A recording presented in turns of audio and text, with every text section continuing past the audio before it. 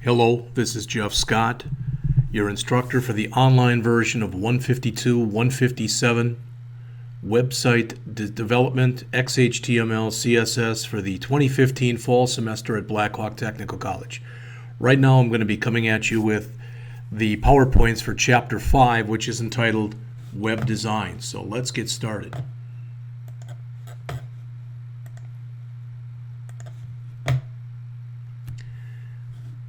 As you can see, again, since the chapter is entitled Web Design, most of the stuff that's in here is more theoretical in nature, not so much hands-on.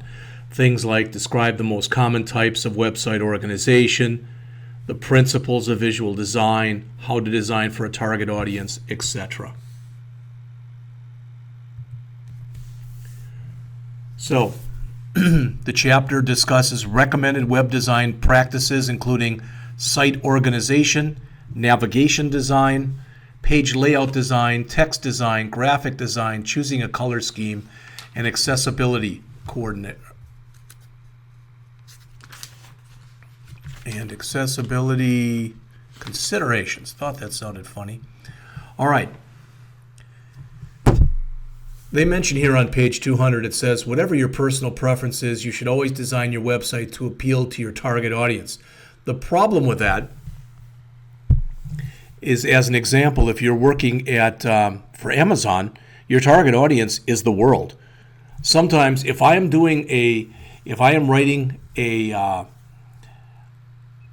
website for senior citizens, I'm going to write it a lot different than if I am for Amazon, for example.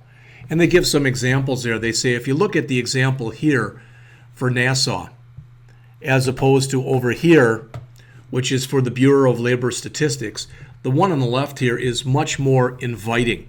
It's more graphical in nature. It's just not all text. All right.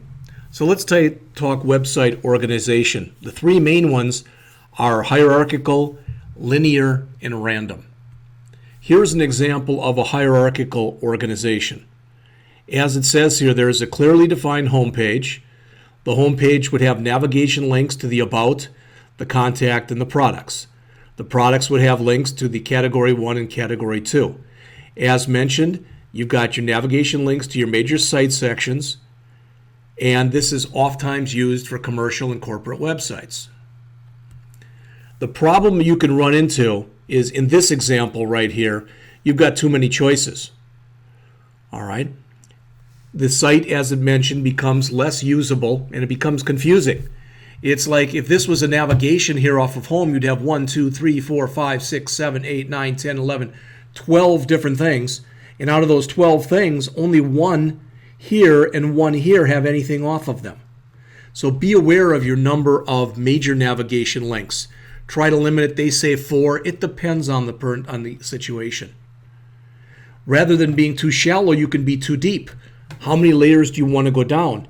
In an ideal world, anyone can get wherever they want to get on your website with 3 mouse clicks. Now, depending upon the complexity of your site, that may not be possible. But again, in an ideal world, that's what you're going to get. So we looked at too shallow, and this is too deep.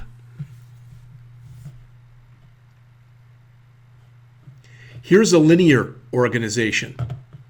This works well if you're providing some kind of a tutorial or something that's very stepwise in nature. All right? For its design, as it says there, for sequential viewing. This is random organization, sometimes called web organization. I've never heard it called that, but usually there's no clear path through the site. May be used with artistic or conceptual sites, not typically used for commercial sites because it's spaghetti-like. In other words, it's very hard to figure out where to go next.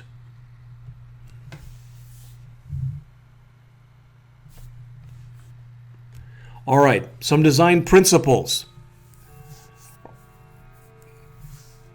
On page 203 in the book, number 1, repeat visual elements and components throughout the site. Have a common look and feel. Always have your navigation in the same place. All right, if you're going to have on every page, if you're going to have a a picture gallery, have that in the same place. If you're going to, have your footer in the same place on every page, etc. All right. Contrast. To apply the principle of contrast, emphasize the differences between page elements in order to make the design interesting and attract attention. You may or may not agree with the picture that's on the screen right now there, that it does attract your attention. But what is nice about it, you've got a picture here of the mountains. You've got hiking information here, reservation information here. You could make your own case as to whether or not the colors work, etc. All right. Proximity, group together related items. Alignment, align elements to create visual unity. So the designer should organize his or her page so that each element placed has some alignment with the other elements on the page. Don't just throw things up on the page and see if they stick type of an idea. Always, and I've mentioned this since Chapter 1, designed to provide accessibility. And remember, it's not just people with physical disabilities that have it easier, or they benefit when you increase accessibility. Of course they do, but a person with a slow internet connection or an old outdated computer or a mobile phone will typically have a much easier way perusing the system if it's designed for accessibility. And again, basically always, it's also the law.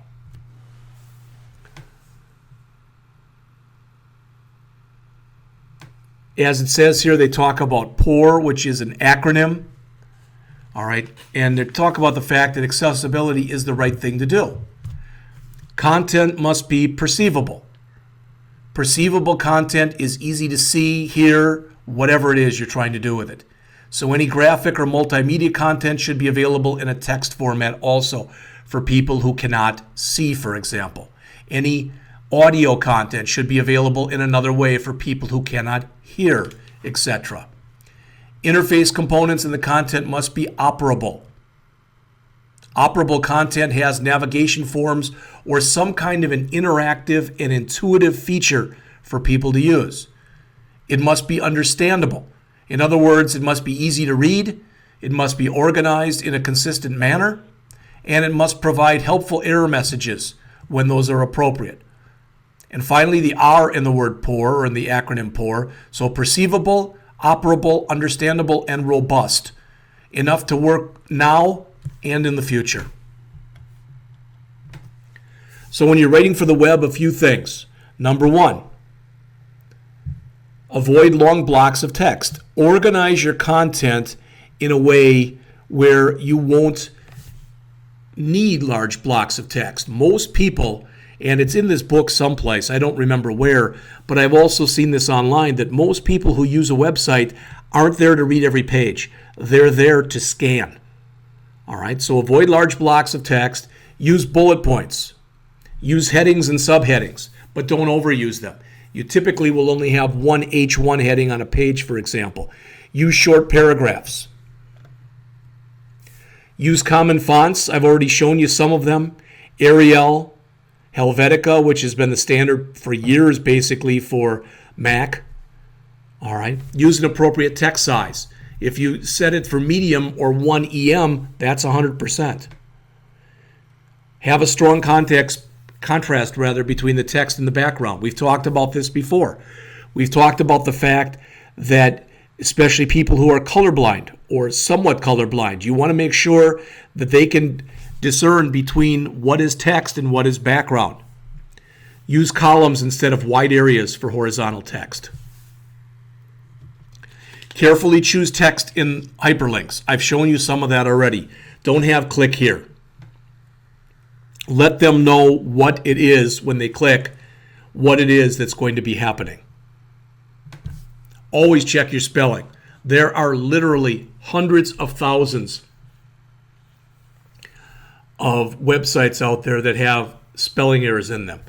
Your website is your electronic footprint, and it's the way that a lot of people will perceive you. For color, One of the easiest ways to select a color scheme is to start with an existing graphic image like a logo or a photograph and then work from there. All right, there are sites out there that will allow you, that will work with you on this, but they mention here that it's kind of important to have at least a basic understanding of color theory, the study of color and its use in design. What you see on your screen right here in the bottom right-hand corner is a depiction that's also shown on page 209 in figure 511, and that's this color wheel. It's a circle of color that depicts the primary colors, which are red, green, and blue. All right, the secondary colors, which are orange, violet, and green, and the tertiary colors, yellow, orange, red, violet, violet, blue, blue, green, and yellow, green. Okay. So they talk next about some of the color schemes that are based on this, and this is a little bit, all right, I think at least a little bit of an advanced topic. All right, first you've got a monochromatic color scheme, and that consists of shades, tints, or tones of the same color. You can see the example there to the right on the first part of the slide. You can have an analogous color scheme. There you select the main color and the two colors that are adjacent to it in the color wheel. Next is a complementary color scheme, where you get two colors that are at the opposite end of each other on the color wheel. Split complementary color scheme, that's when you have a main color, the color opposite it on the color wheel, in other words, its complement, and two colors adjacent to it, to the complement. Next, there's a triadic color scheme. You choose three colors that are equal distant on the color wheel to create that. Finally, there's a tetradic color scheme, where you have four colors that are two complementary pairs of colors. These are just suggestions.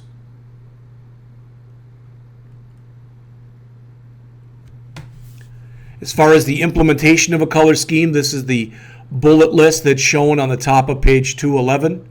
And I shouldn't even say that. On the top of page 211, they give you some resources, so some websites that you can look at.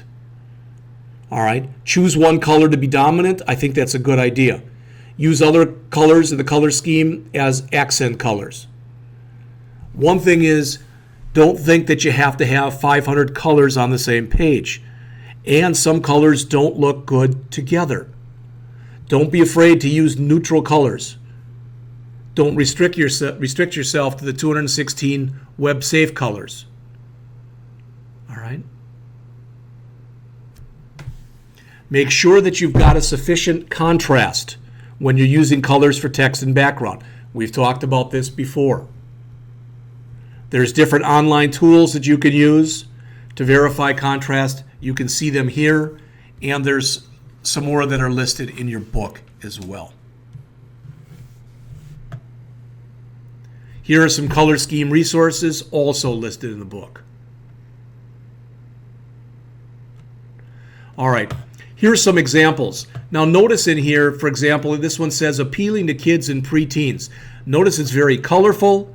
The balls look almost like they're in a 3D effect or bubbles. All right, the colors look fairly complementary to one another.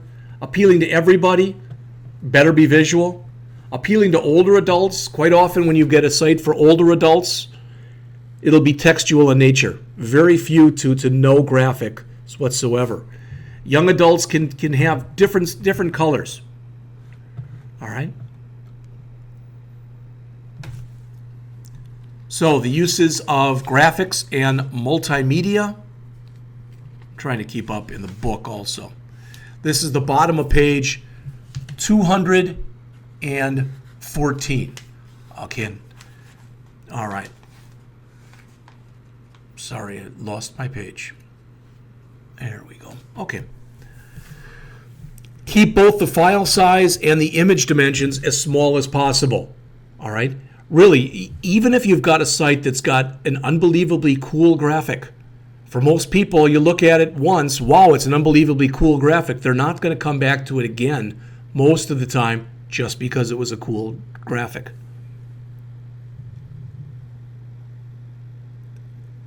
Provide for robust navigation. Make it intuitive as far as how to get from point A to point B.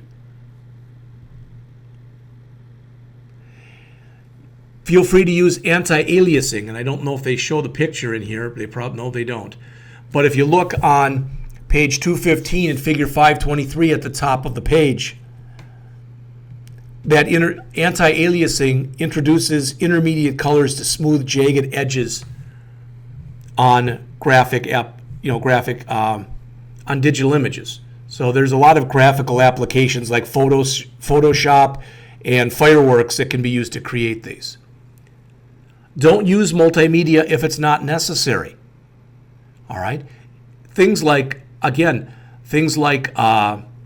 animation are neat once, but typically after a while they become a pain in the butt. I'll tell you a quick story. For a year, I was a electronic data interchange programmer analyst for Woodward Governor in Rockford, Illinois. And while I was there, the first week I started, they told me that they wanted me to create an order entry system for them. And the person that I talked to, I said, well, what language should I use? And he said, well, what languages do you know? And I shot out about 10 languages and a few database packages. So yeah, any of those will be fine. Okay, we'll work with any of them. He said, but there's only a couple things I want. I want you to use this color as the background, and it was the most putrid shade of purple that I'd ever seen because he liked it. And believe it or not, I can't make up stuff this good. When I removed a record from the site, he wanted the funeral march to play. Dum dum da dum dum da dum da dum da dum.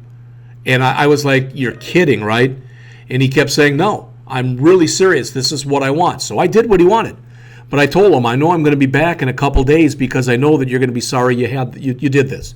And I was, because he was sorry. All right, provide alternate text for images. We've talked about that already. Some more design considerations. Watch out for your load time. Again, most people will wait 5 to 10 seconds for a page to load. And if it hasn't loaded by then typically what's going to happen is they're going to leave your page. Be sure your message gets across even if images are not displayed. Use animation only as necessary. We've talked about things like this before. I've shown you the anti-aliasing. I guess there was one. There's an anti-alias, there's an alias, and you see the rough edges as opposed to the non-rough edges. Even images. Don't use an image if it's not necessary. Reuse images when possible. We already talked about watching the load time. Notice what it says here. Try to limit a web page document and its associated media to under 60K per page, because otherwise it's going to take too long and your end user will look at it and think, oh, there must be a problem, so they'll leave. Always, always test with multiple browsers. Not only multiple browsers, but multiple versions of multiple browsers. Test at different screen resolutions. All right. One of the courses that you'll take in your third semester is Advanced Website Development. And this semester, what I'm teaching in there, and we'll see how it goes, is something that's called Bootstrap. And what Bootstrap does is it provides for what's known as responsive design. So as the size of your screen grows or shrinks, all right, your website and the way that it looks will grow and shrink also. Again, most of the stuff that's in here is just common sense. Make your site easy to navigate. Make it intuitive. All right, much of the stuff that you see in here, we're going to see as we go on. All right, the next thing that's discussed in here is they talk about wireframes. And wireframes are shown in the book on page, starting on the bottom of page 220. What a wireframe is it's a sketch of what you want your site to look like. And when you set it up, There won't be any content in it, or you might just put some garbage content in it.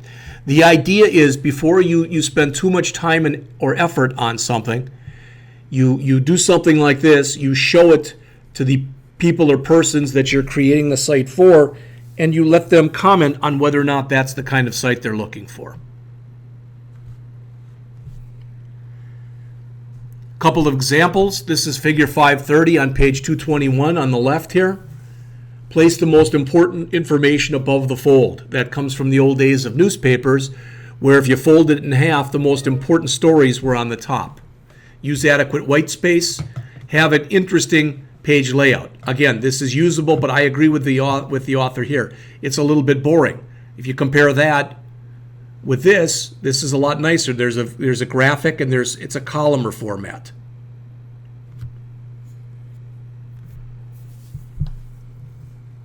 And so they're trying to go from one design to a better design to what the author feels is the best design. All right. Now, the stuff that's in here, you're going to see it and hear it again and again. This is the middle of page 222. And what the author mentions on this page is it starts talking about different layout design types. The first is a fixed layout, also known as an ICE design. Oftentimes you fix it with a left margin. So even if you do have extra room,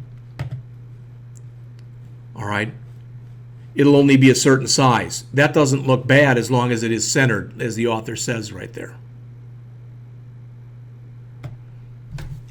Next, we have a fluid layout. All right, the fluid layout is shown on page 223, and that's known as a liquid design. That will expand or contract depending on the resolution and size of your screen. Designing for the mobile web. This has just become a really big and a really hot issue.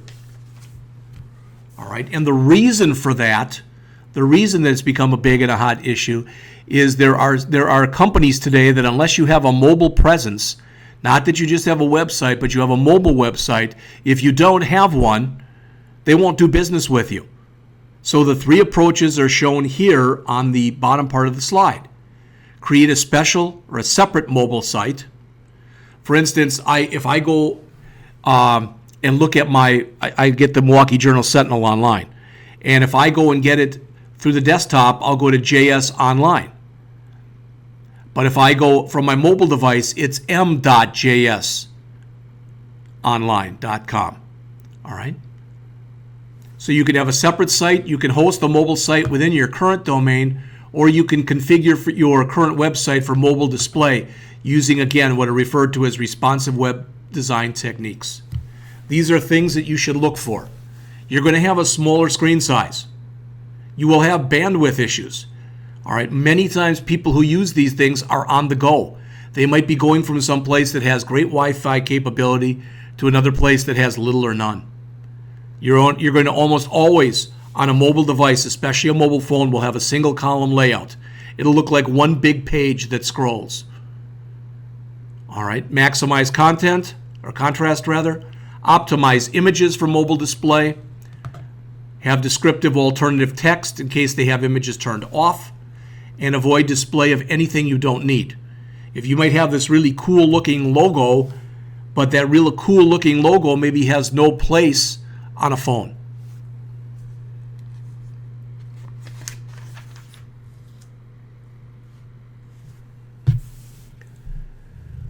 Responsive web design involves enhancing a web page for different viewing contexts. Let me show you real quick.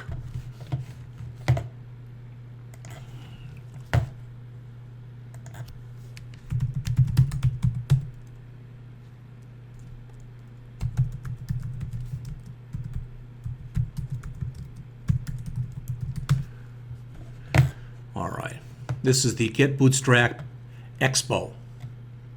So let's see if we go into this, what it looks like. I don't like either of those. Let's try that one.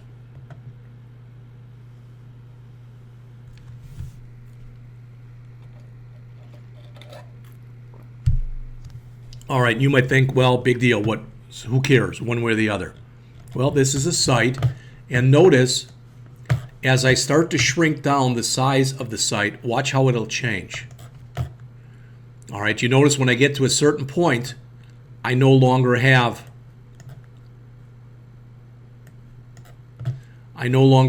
my navigation bar. It's here, but I have to click here to bring it up, so it's there. If I keep having it go down and down, all right, when I get to a certain point, it becomes columnar. It's a one-column layout. Anything that's considered to be not unnecessary, basically, anything that's unnecessary has been removed. Okay, that's just an example right there. And this is about as hot as it gets in web design, just so you're aware of that.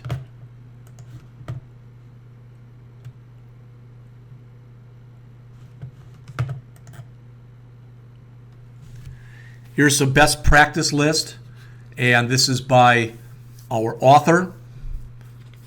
The funny thing is, she calls this the best practice list for web design, and if you do look at it in the book on pages 228 and 229, she's just used horrific colors. It's dark blue and medium blue and white and black text, and it's very hard to read. Consider page layout, browser compatibility, navigation, color and graphics, multimedia, content presentation, functionality, accessibility.